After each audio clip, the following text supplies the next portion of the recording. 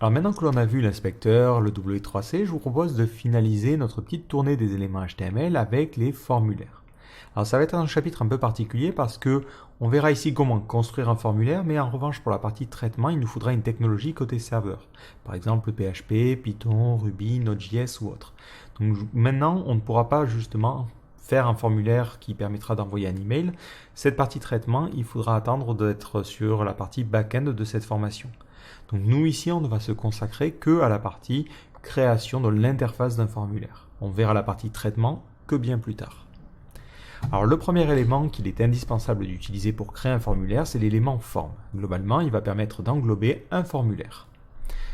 Donc il fonctionne assez simplement avec globalement deux attributs qui vont être importants. L'attribut action qui va préciser l'URL vers laquelle vont être envoyées les données et l'attribut méthode qui va permettre de préciser la méthode qui sera utilisée.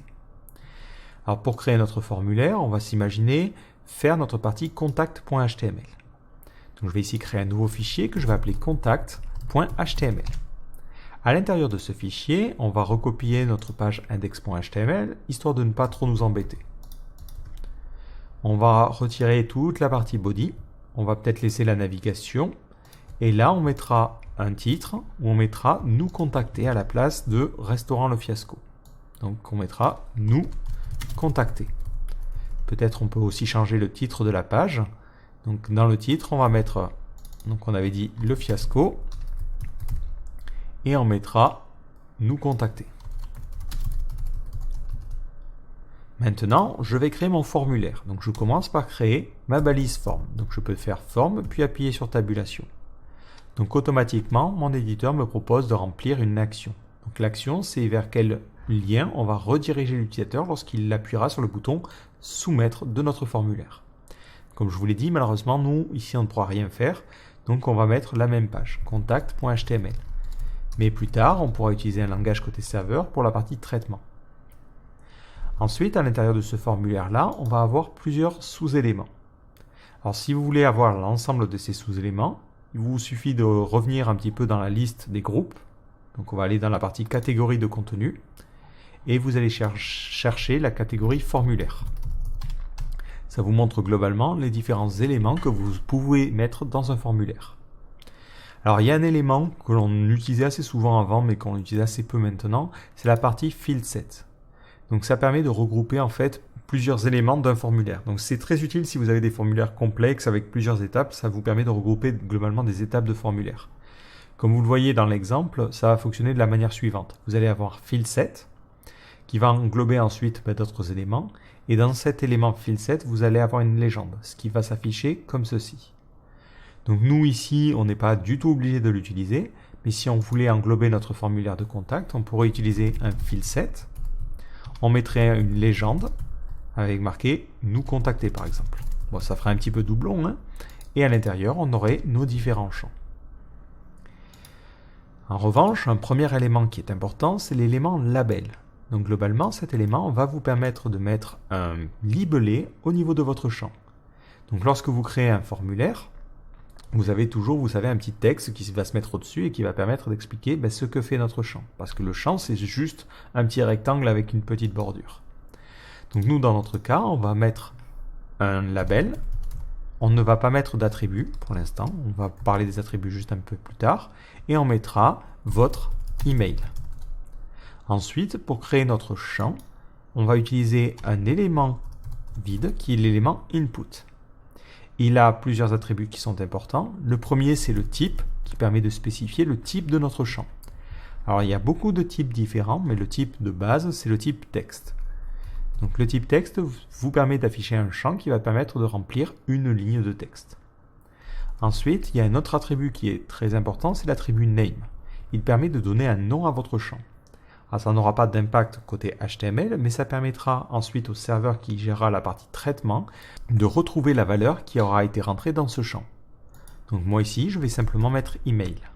Là encore une fois, on en reparlera lorsque l'on fera la partie traitement côté serveur. Si maintenant je réactualise ma page, je vais me rendre sur contact.html. Je vois ici que j'ai mon champ, j'ai mon label et mon champ qui est à cet endroit-là. Donc ce champ par défaut, c'est un simple champ de type texte. Donc comme vous le voyez, c'est important de mettre un label parce que sinon l'utilisateur ne sait pas forcément à quoi correspond ce champ. Alors justement sur la partie label, on l'a vu tout de suite quand on a tapé label, il a voulu autocompléter avec un attribut fort. Cet attribut vous permet de spécifier en fait l'ID, l'idée de l'élément auquel correspond ce libellé.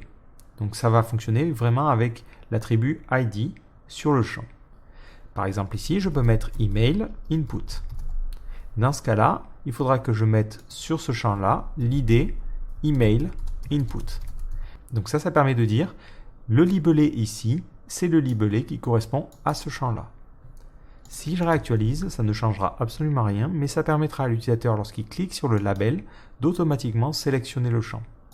Si je retire mon ID et mon for, si je réactualise ma page et que je clique sur le label, on voit que ça ne fait rien. Donc c'est mieux en termes d'ergonomie de toujours mettre un for et ensuite de mettre un ID. Mais ça permet aussi de mieux interpréter le code HTML et de savoir ce label-là correspond à ce champ-là. Ensuite, si vous souhaitez mettre un autre élément, il vous suffit de recréer un label. Hop. Donc là, on va mettre name input et on mettra votre nom.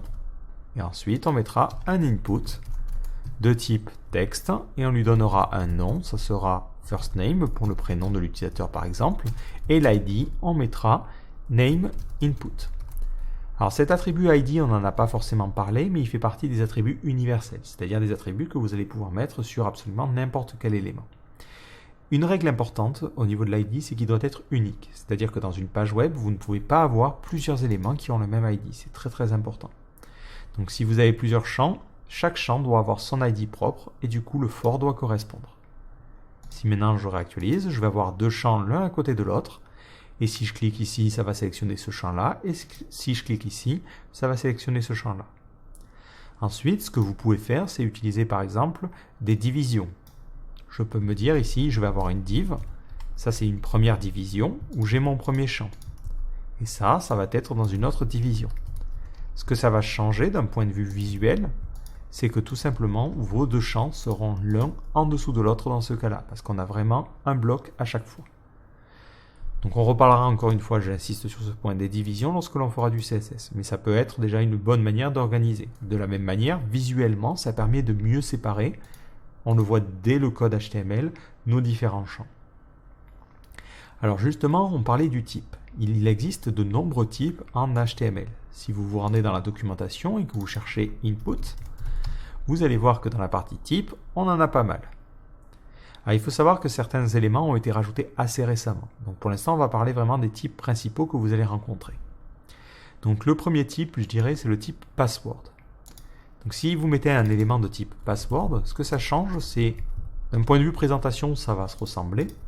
Mais la principale différence, c'est que lorsque l'utilisateur va taper du texte à l'intérieur, plutôt que de lui présenter le texte, on va mettre des petites bulles. Ça permet, si quelqu'un regarde au-dessus de son épaule, qu'il ne voit pas le mot de passe. Donc ça sera réservé en général sur les champs mot de passe, comme son nom l'indique. Ensuite, on a les champs de type checkbox.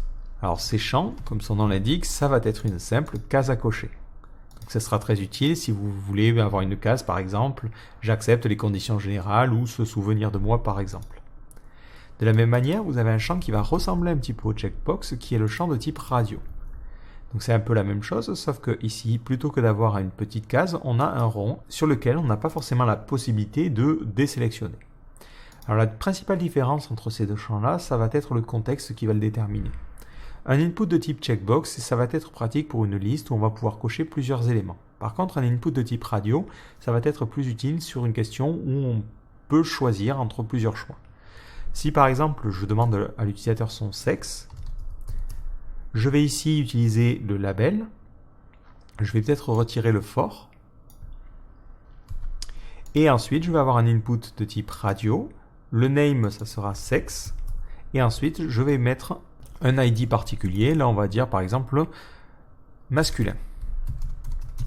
Ensuite, juste après, je vais mettre un label qui va correspondre à masculin, et là on mettra masculin. Si vous voulez séparer sur plusieurs lignes, vous pouvez encore une fois utiliser des divisions. Après, c'est à vous de construire votre code HTML en fonction de ce que vous souhaitez faire. Si maintenant je duplique ça, je crée un autre input de type radio. Il a le même name, ça c'est très très important. Et là, on va choisir féminin. Et là, on mettra féminin. Alors attention, pas de caractère particulier au niveau des ID. Et ensuite, féminin ici. Si maintenant je réactualise ma page, je vois que j'ai mes deux radios. Et lorsque je clique sur un, automatiquement, ça va désélectionner l'autre. Donc c'est ça la principale différence. Si je choisis un input de type checkbox à la place de radio, ça veut dire que l'utilisateur va pouvoir choisir l'un ou l'autre ou aucun. Donc là, hop, il peut être à la fois masculin ou féminin. Donc suivant le contexte, il faudra choisir l'un ou l'autre de ces types-là. D'ailleurs, si jamais vous souhaitez que automatiquement ce champ soit coché, vous pouvez rajouter un attribut. Alors il n'a pas forcément de valeur, c'est l'attribut checked. Cet attribut permet de spécifier que ce champ-là sera coché par défaut. Et là, on le voit, automatiquement, masculin est coché. Donc ça fonctionne sur les inputs de type radio, mais ça fonctionne aussi sur les inputs de type checkbox. Si je prends un exemple, on va prendre le fameux exemple des conditions d'utilisation. Je vais ici y mettre un petit label. En sachant que le label, vous pouvez un petit peu déformer son utilisation, mais vous pouvez avoir un label qui n'a pas d'attribut fort et mettre un input à l'intérieur. Donc là, par exemple, je mettrai un input de type checkbox.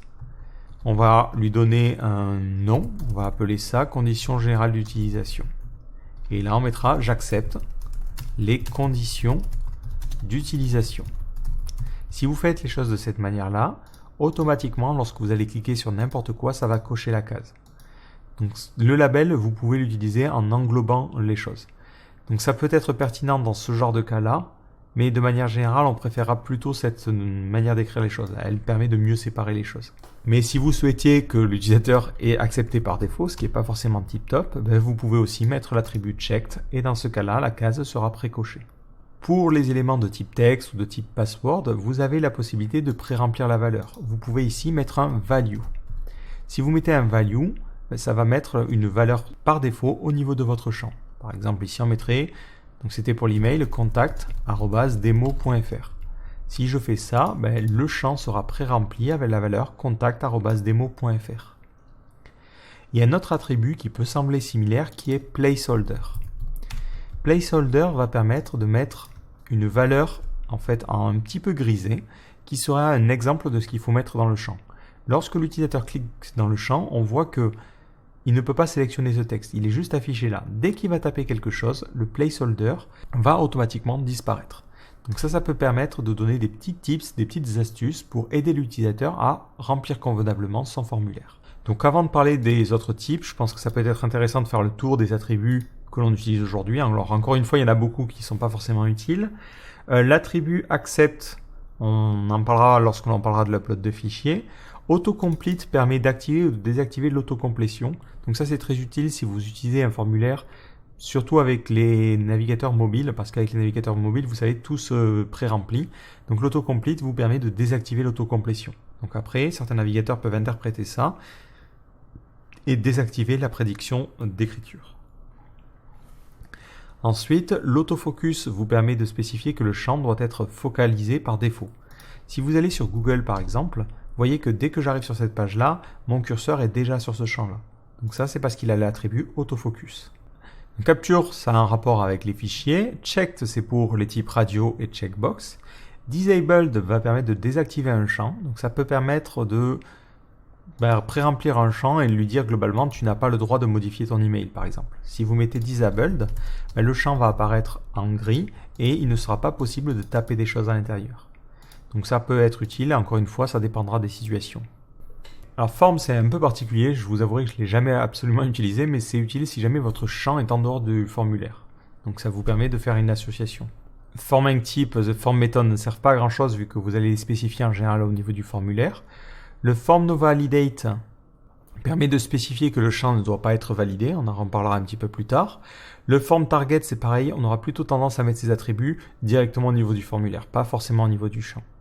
La hauteur servira pour un champ de type image. L'input mode est important. Alors là, je ne pourrais pas forcément vous montrer, mais c'est important pour les téléphones parce que vous savez, ils ont un petit clavier virtuel qui apparaît. Donc en choisissant l'input mode particulier, vous permettez de spécifier quel type de clavier devrait s'afficher. Si vous êtes en train de demander le code postal d'un utilisateur, ça peut être intéressant de mettre un input mode à décimal ou numérique. Comme ça, automatiquement, l'utilisateur ne verra que des chiffres. Ça permet de l'aider un petit peu à taper les choses. Bon, liste n'a pas forcément d'intérêt. Et ensuite, on arrive sur des attributs qui ont attrait à la validation de notre élément. Donc ces attributs-là permettent en fait de spécifier que votre champ a une largeur minimale, un nombre de caractères maximal, un nombre de caractères minimal. Donc ça va vous permettre de valider les choses. Voilà, donc après il y a pas mal d'autres attributs, mais globalement on a vu les essentiels ici. Donc ensuite, il ne faudra pas hésiter à regarder si vous rencontrez des attributs que vous n'avez jamais vus. Mais globalement, voilà, les attributs principaux, c'est ce que l'on a vu jusqu'à maintenant. Si je remonte pour continuer à parler des types principaux, on a un autre type, alors qui est un peu particulier, c'est le type hidden. Globalement, c'est un type qui va vous permettre de masquer un champ. Si ici je change le type, je vais le faire directement en HTML, et je mets hidden, H-I-D-D-E-N, ce champ sera caché, on voit qu'il n'apparaît pas. Alors ça peut sembler un petit peu bizarre, pourquoi on aurait besoin de faire un truc pareil? Ça va surtout être utile lorsque l'on va avoir besoin de transférer des données d'une page à l'autre. Donc par exemple, on pourrait s'imaginer sur un site qui vend des produits, avoir un champ caché qui contiendrait le nom du produit. Comme ça, lorsque l'utilisateur clique sur soumettre ou payer, ça permettrait de savoir quel produit il était en train de consulter. C'est un exemple, mais encore une fois, ça servira lorsque l'on parlera du back-end. Un autre champ important, c'est l'input de type submit. Donc ce champ va permettre en fait de soumettre le formulaire. Donc typiquement dans notre cas, notre petit formulaire de contact, on le mettrait un petit peu à la fin et on aurait un input de type submit. Et là, il faut préciser une valeur qui serait en fait la valeur qui va s'afficher sur le bouton. Par exemple, ici, ça serait envoyer un email. Si je sauvegarde et que je réactualise, automatiquement, lorsque je vais cliquer dessus, je vais pouvoir soumettre mon formulaire. Si on parle des validations, si par exemple j'enlève ici le disabled et je mets un attribut required. Donc ça, c'est un attribut qui permet de dire ce champ doit être requis. Lorsque l'utilisateur va essayer de soumettre le formulaire, on voit que le navigateur bloque en fait les choses et va vous permettre d'afficher une erreur de validation. Donc c'est à ça que sert la partie validation que l'on a vue tout en bas. Les attributs min, max et ce genre de choses vont permettre en fait au moment où le formulaire est soumis de vérifier que les informations sont valables. Donc ça permet d'avoir une validation sommaire du formulaire, ça évite d'avoir à utiliser du JavaScript par exemple, mais il faut savoir que ce n'est pas une sécurité suffisante, parce que rien n'empêche un utilisateur mal intentionné, avec son navigateur, d'inspecter cet élément-là, de se dire hey, moi je suis un petit malin, je suis un petit hacker, je retire cet attribut required, donc je le supprime simplement, et maintenant il peut resoumettre le formulaire vide. Donc il faudra bien faire attention à ça, c'est juste d'un point de vue interface utilisateur, ça permet à l'utilisateur de comprendre qu'il a des erreurs, mais ça n'empêchera absolument pas de faire des tests côté serveur. Et justement, tant qu'on est en train de parler de la soumission de formulaire, comme vous le voyez, lorsque l'on soumet un formulaire par défaut, les paramètres qui ont été rentrés dans les champs apparaissent automatiquement dans l'URL. Donc ça, c'est ensuite quelque chose que l'on pourra interpréter côté serveur pour faire quelque chose en particulier. Donc par exemple, ce que l'on peut faire, c'est ici lui dire que l'action, ça serait Google. Donc on mettrait https google.fr et le nom du champ de recherche, il doit avoir le name Q. Si je fais ça, lorsque je vais faire une recherche et que je vais appuyer sur envoyer un email, je vais être redirigé sur Google.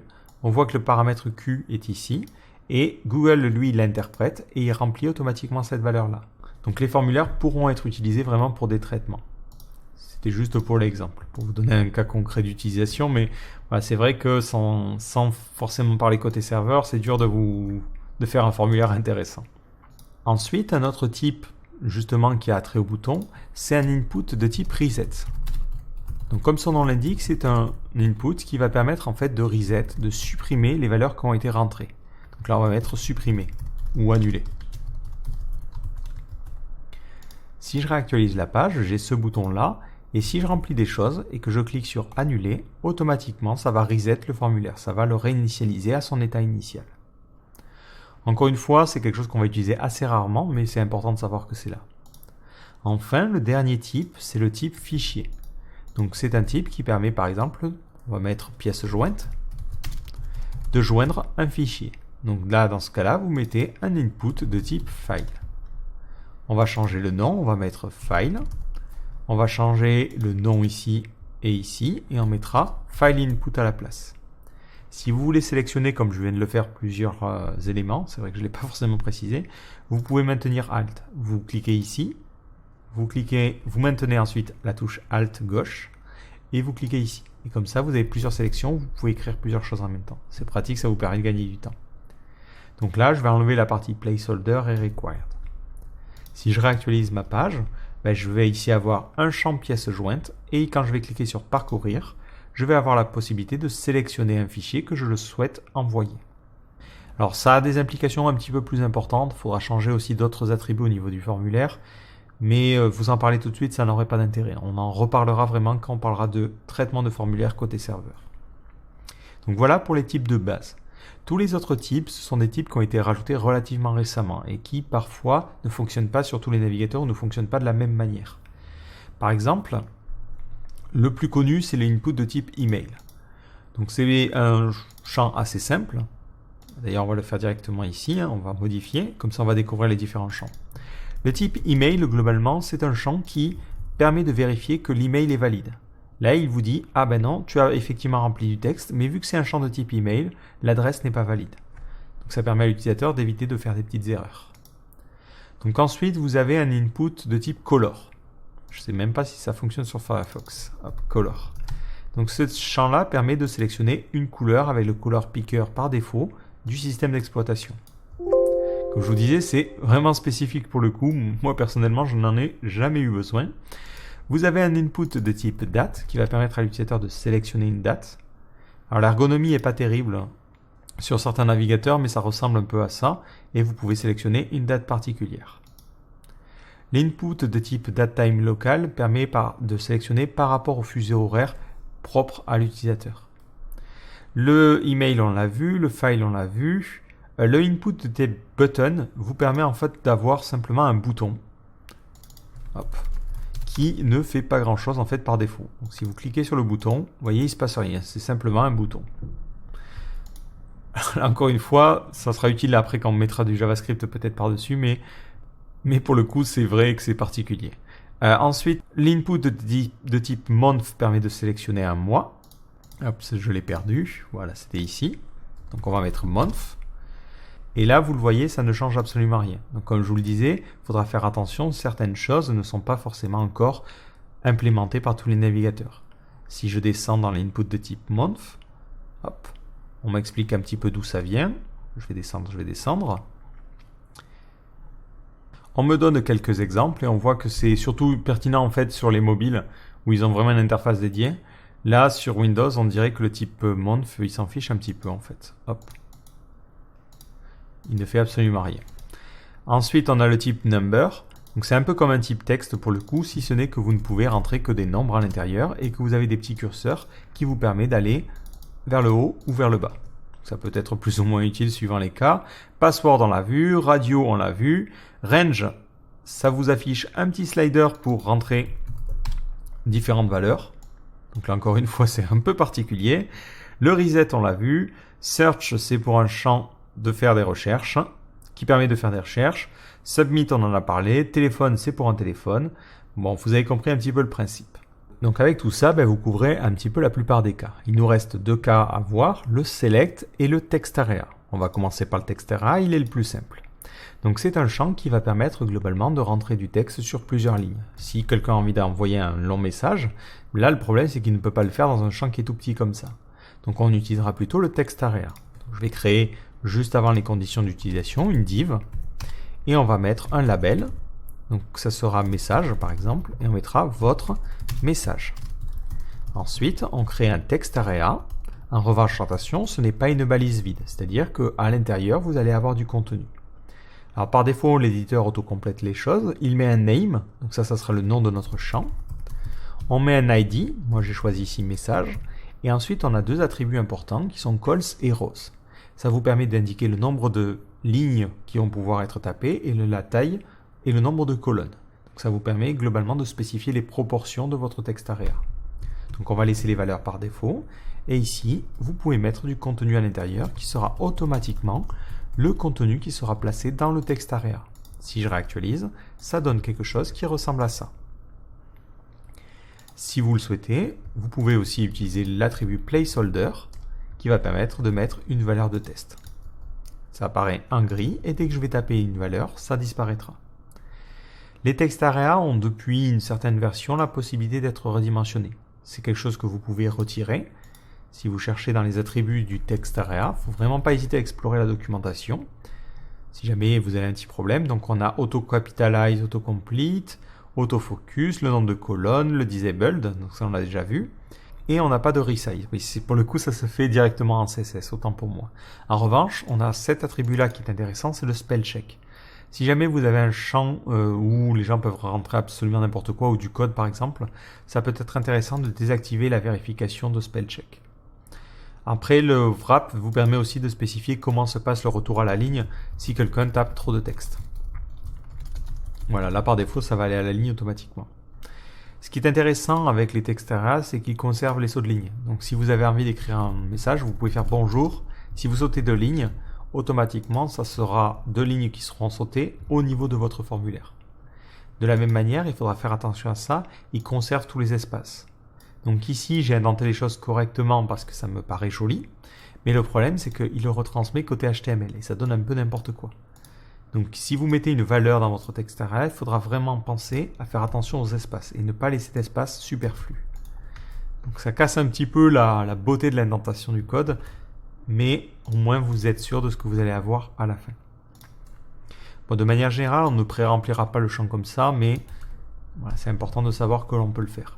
Si vous enlevez les cols et les roses par défaut, automatiquement ça prend un texte area qui sera légèrement plus petit. Donc n'hésitez pas à préciser du rose et du col suivant la taille que vous avez pour que l'utilisateur comprenne le nombre de lignes que l'on attend de lui. Donc voilà pour le texte area. Le dernier élément qui nous reste à voir, c'est l'élément select. Donc c'est un élément qui est un petit peu plus complexe parce qu'il a des sous-éléments qui sont option et object group. Mais globalement, le select vous permet de créer une liste déroulante où l'utilisateur va pouvoir sélectionner une ou plusieurs valeurs. Le select fonctionne de la manière suivante. On va s'imaginer, on veut changer ce système masculin ou féminin et on veut utiliser plutôt un select. Donc on va mettre un label et on va mettre un ID, sexe ou genre, bon peu importe. À l'intérieur, je vais ensuite créer mon select. Je vais lui donner un ID particulier et un name particulier. On va mettre sexe aux deux, on ne va pas s'embêter. Ensuite, à l'intérieur, on doit avoir des options. Les options vont permettre de représenter les différentes valeurs qui vont être disponibles. Donc, par exemple ici, on va avoir une option masculin. Et ensuite, on va avoir une autre option féminin. Si je sauvegarde et que je réactualise ma page, j'ai maintenant ce petit select où je peux sélectionner masculin ou féminin. Alors, par contre, lorsque vous allez envoyer votre email, si je fais un test, est-ce que j'avais laissé... Non, je n'avais pas laissé Google. On voit qu'ici, dans la partie sexe, il met masculin. Il met la valeur qui a été rentrée à l'intérieur ici. Il faut savoir que vous pouvez préciser la valeur qui correspondrait à chacun de ces éléments-là. Par exemple, vous pouvez dire, s'il a choisi masculin, ce qui sera envoyé au serveur, ça sera simplement M. Et s'il choisit féminin, ça sera simplement F. Dans ce cas-là, lorsque je vais soumettre mon formulaire, donc je vais remettre un email bidon, lorsque je vais choisir masculin ou féminin, ça se traduira par un M ou un F au niveau de mon URL. Et pareil, si jamais je choisis de poster le formulaire, le traitement se fera via le M ou le F. Ça peut être intéressant d'associer une option. Ensuite, par défaut, il faut savoir qu'il sélectionne le premier élément de notre select. Nous, dans notre cas, ici, il ne sélectionne masculin par défaut. Si vous voulez que féminin soit sélectionné par défaut, il faut simplement rajouter l'attribut selected. Et dans ce cas-là, c'est le premier option qui a l'attribut selected qui sera automatiquement affiché. Autre petit détail, vous avez la possibilité au niveau du select de donner l'attribut multiple. Dans ce cas-là, ça voudra dire que dans ce select, on accepte que plusieurs éléments soient sélectionnés. Ça change un petit peu l'apparence, comme vous le voyez, et l'utilisateur il peut toujours sélectionner une valeur en cliquant, mais en maintenant contrôle, il a la possibilité de sélectionner plusieurs valeurs qui seront ensuite envoyées au serveur. Au niveau de ce select, comme on l'a vu dans la documentation, on a un autre élément que l'on peut utiliser qui est le ops group. Cet élément permet de créer en fait une sorte de groupe au niveau de votre select. Si je crée un nouveau sélecteur, on peut imaginer avoir votre animal préféré par exemple. Animal préféré. On va mettre animal ici. Hop. Et ici et ici. Le premier select, on va imaginer, on va mettre un cheval. Ensuite, on va mettre hop là, un chat et un dauphin. Bon, je ne suis pas très inspiré, désolé. Ce que vous allez pouvoir faire, c'est grouper les éléments. Par exemple, on peut se dire, je vais grouper les mammifères et les poissons. Ben, vous pouvez faire un opt group. Vous mettez ensuite un label. Donc nous, ici, ça serait mammifère. Je ne vais même pas l'écrire, désolé si je fais une grosse erreur. Et vous entourez toutes les options qui correspondent aux mammifères. Ensuite, ben, vous pouvez créer un autre opt group où vous allez mettre comme label les poissons. Et je réalise que le dauphin fait partie des mammifères. Bon, peu importe, hein. J'espère que vous m'en voudrez pas, mais automatiquement, si vous regardez votre select, vous allez avoir comme ça des éléments qui vont apparaître en gras et qui vont vous permettre de grouper les choses. Donc ça fonctionne avec les selects multiples, mais aussi avec un select classique. Donc là, quand je sélectionne, je vois que j'ai des sortes de petits groupes qui permettent de mieux identifier les différents choix possibles. Donc là, encore une fois, ça va dépendre, ça va être un petit peu au cas par cas que vous allez utiliser l'un ou l'autre de ces éléments-là. Donc voilà globalement pour tout ce qu'il y a à connaître sur les formulaires. Dernière petite chose, c'est sur ces champs-là, il faut savoir que vous avez une alternative qui est l'utilisation du bouton. Alors, le bouton, c'est un simple élément qui vous permet, comme son nom l'indique, de créer un bouton. Hop, si je prends la documentation, c'est pas forcément lié au formulaire, mais vous avez la possibilité d'avoir un élément. C'est pas comme ça, c'est directement là, qui est directement en fait un bouton. Et par défaut, les navigateurs ne font pas forcément la distinction, c'est-à-dire qu'un input de type submit ou un bouton vont avoir la même apparence. Sauf que pour mettre le texte à l'intérieur, plutôt que de le mettre au niveau de l'attribut value, vous allez directement le mettre à l'intérieur de votre bouton. L'avantage, c'est que un bouton peut être placé un petit peu ailleurs, c'est pas forcément lié à la soumission d'un formulaire. Si je réactualise ma page, je vois que j'ai ce bouton ici qui est vraiment identique à ça. Quand je clique dessus, automatiquement ça poste le formulaire. Un bouton n'a pas forcément besoin d'avoir un type submit pour soumettre le formulaire. Par contre, si vous voulez qu'il annule les choses, si ici vous écrivez annuler, il faudra dans ce cas-là lui spécifier le type à utiliser. Et vous allez mettre un type reset. Dans ce cas-là, ce bouton agira comme un bouton de type reset. Mais si vous ne mettez pas de type, automatiquement s'il est dans un formulaire, il soumettra ce formulaire-là. Si vous voulez être sûr, dans le doute, mettez submit, au moins vous n'avez pas de problème. Donc voilà pour les différents attributs liés à l'utilisation de formulaires. Mais globalement, ce qu'il faut retenir, c'est que vous avez un élément qui est un peu l'élément à tout faire, qui est l'élément input, qui peut prendre différentes apparences avec l'attribut type, sachant que les types principaux sont hidden pour un champ caché, text pour un champ de type texte, password pour un mot de passe, checkbox pour une case à cocher ou plusieurs cases à cocher, radio pour une sélection avec la petite bulle, et file pour un fichier. Ensuite, vous avez d'autres éléments comme le select qui permet de créer un menu déroulant ou le textera qui permet de créer un champ multiligne. Enfin, pour tout ce qui est bouton, vous pouvez utiliser soit un élément de type button. Donc moi, je préfère utiliser les boutons parce qu'en général, c'est un peu plus propre au niveau, parce que ça me semble un petit peu plus naturel au niveau de la syntaxe. Mais vous pouvez aussi utiliser un input de type submit et dans ce cas-là, la value sera utilisée comme libellé du bouton.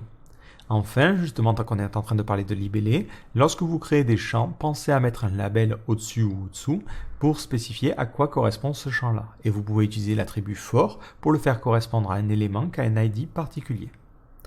Donc voilà pour l'utilisation des formulaires. Encore une fois, on reviendra dessus lorsque l'on fera la partie traitement côté serveur, lorsqu'on fera du PHP par exemple. Donc ce sont vraiment des éléments que l'on continuera à pratiquer plus tard.